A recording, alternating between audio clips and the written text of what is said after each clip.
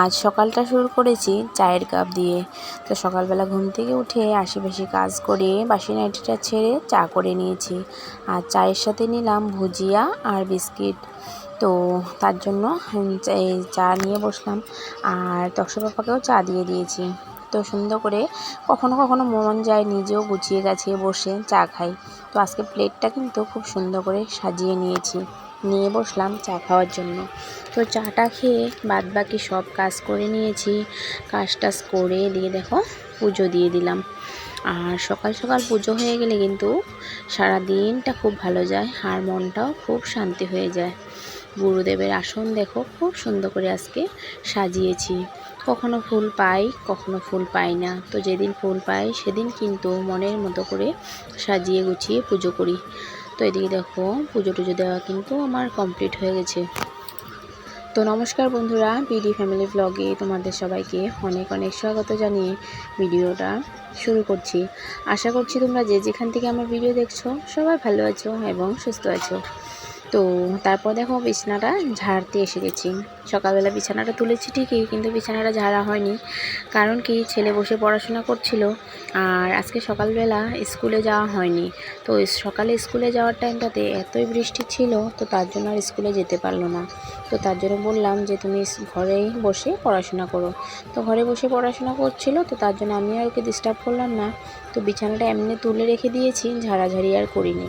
তো এখন ঝাড়াঝাড়ি করে একটু মানে ওই বাস্কেট টাস্কেটগুলোকেও নামিয়ে ওই টেবিলটাকেও ঝেড়ে নিচ্ছি।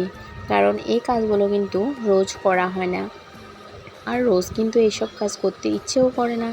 তো ভাবলাম এগুলো একটু সরিয়ে সরিয়ে ঝেড়ে নিই, কারণ ধুলোমেলা তো পড়ে। আর যেহেতু ঘর ঝাড়ার টাইমে মানে ঘর যখন ঝাড় দিই তখন কিন্তু বেশি করে ধুলোমেলাটা পড়ে আর কি। তো আমি এদিকে কাজ করছি, আর ছোটো সোনাও কিন্তু আমার সাথে সাথে অনেক কাজ করে নিচ্ছে।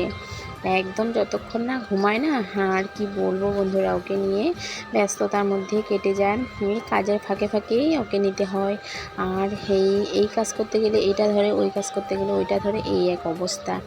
তো ঘরটর গোছগাছ করে ঝাড়াঝাড়ি করে তারপরে দিকে রান্নায় চলে আসলাম। কারণ তক্ষ পাপা তো আবার 1টা বাজার সাথে সাথে খেতে আসবে, কারণ সামনেই কাজে যাচ্ছে তার জন্য।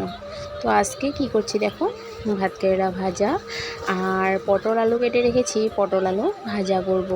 ভাত কেরেলা গুটি থাকা ভাত কেরেলা ভাজা অনেক ভাল লাগে আমার খেতে। তো ভাত কেরেলা ভাজা বসিয়ে তারপরে দিকে চলে এসেছি চাল নেওয়ার জন্য ভাতের জন্য।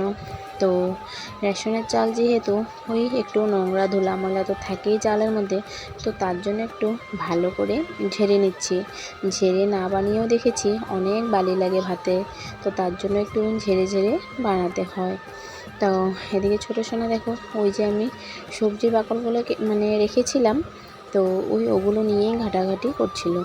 আর আমিও আর কিছু বলছি না, যে এই নিয়ে তাও ব্যস্ত থাকো, ঘর নোংরা হলেও এই নিয়ে ব্যস্ত থাকবে। তারপরে দিকে দেখো ভাত কেরেলা ভাজাটা আমার হয়ে গেছে। আর ওই ভাত কেরেলা ভাজার তেলের মধ্যে আমি পেঁয়াজ ফোড়ন দিয়ে পটল আর আলুটাকে ভেজে নেব। তো এই আজকে রান্নাবান্না। আর ডিম আলু কিন্তু সিদ্ধ করেছি, কুকারের মধ্যে রেখে দিয়েছি, ঠান্ডা হলে তারপরে ছোলাছুলি করব। আর এদিকে দেখো কাঁচা লঙ্কাও কয়টা এখানে চিড়ে দিয়েছি। তো পটল আলু ভাজা কিন্তু পেঁয়াজ ফোড়ন দিয়ে খেতে বেশ ভালোই লাগে। তো আমি কিন্তু বেশিরভাগ পটল এইভাবে ভাজা করি, কারণ তক্ষ পাপা এইভাবে করে খেতে বেশ ভালোবাসে, তার জন্য। আর এদিকে দেখো এখন ওই ডিম আর আলুটা ঠান্ডা হয়ে গেছে, তো তার জন্য জলটা একটু ফেলে তারপর বাটিতে ঢেলে নেব। ঢেলে তারপরে চুলে টুলে নেব। অনেক কাজ থাকে জানো তো বন্ধুরা, কি করব কি না, একদম কখনো কখনো কাজ করতে করতে হাঁপিয়ে যায়। আর আমাদের মেয়েদের তো কাজের কোনো অন্ত নেই। সারা দিন যদি ঘরে কাজ খুঁজে খুঁজে করি না, তাহলে সারা দিন কিন্তু কাজ বার হতে থাকবে। কিন্তু কখনো কখনো কাজ থেকেও না দেখা মতো বসে থাকি। কি করব, শরীরেও যে ক্লান্তি এসে যায়, তো নিজের শরীরটাকেও একটু রেস্ট দিতে হয়। আর যেহেতু ছোটো সোনাকে নিয়ে একদমই পারা যায় না, ছোটো সোনা এখন অনেকই ছোটো, তো ওকে নিয়ে কাজ করতে তো অসুবিধা হবেই।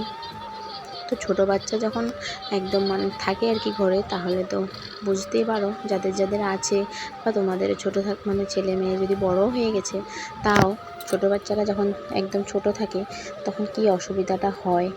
তো এখানে দেখো ডিম তরকারি করছি, পেঁয়াজ মানে কালিজিরা ফোড়ন দিয়ে পেঁয়াজ দিয়ে দিয়েছি। তারপর 2টা আলু কিন্তু আমি ডিমের সাথেও বয়েল দিয়েছিলাম, তো সেটাকে একটু ভেঙে টেঙে দিয়ে দিয়েছি, টমেটো দিয়েছি, আর সব যা যা মশলা দেওয়ার সব দিয়ে দিয়েছি, যেমন জিরা গুঁড়ো, হলদি গুঁড়া, তারপর লঙ্কার গুঁড়ো। তো সব কিছু দিয়ে একটু ভালো করে মশলাটাকে কষিয়ে নিচ্ছি।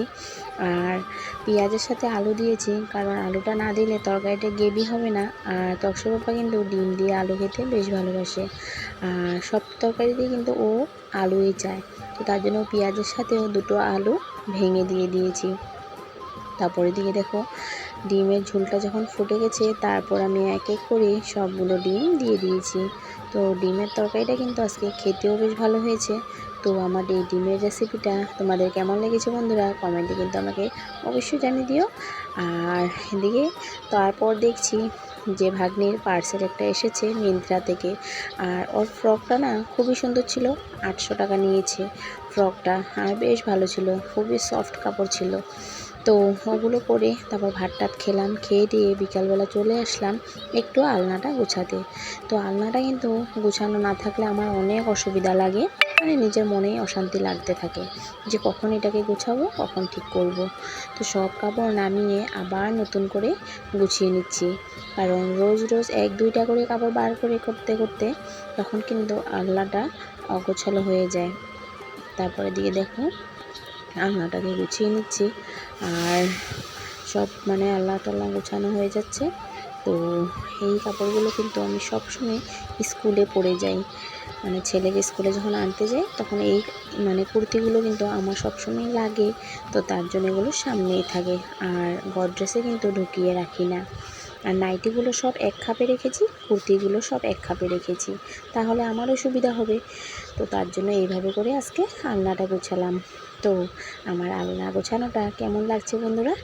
তো যে বন্ধুরা আমার প্রথম থেকে আমার সাথে রয়েছে, পাশে রয়েছে, তোমাদের সবাইকে কিন্তু অসংখ্য অসংখ্য ধন্যবাদ। আর যে বন্ধুরা নতুন দেখছো, তাহলে ভালো লাগলে প্লিজ সাবস্ক্রাইব করে দিও। টাটা।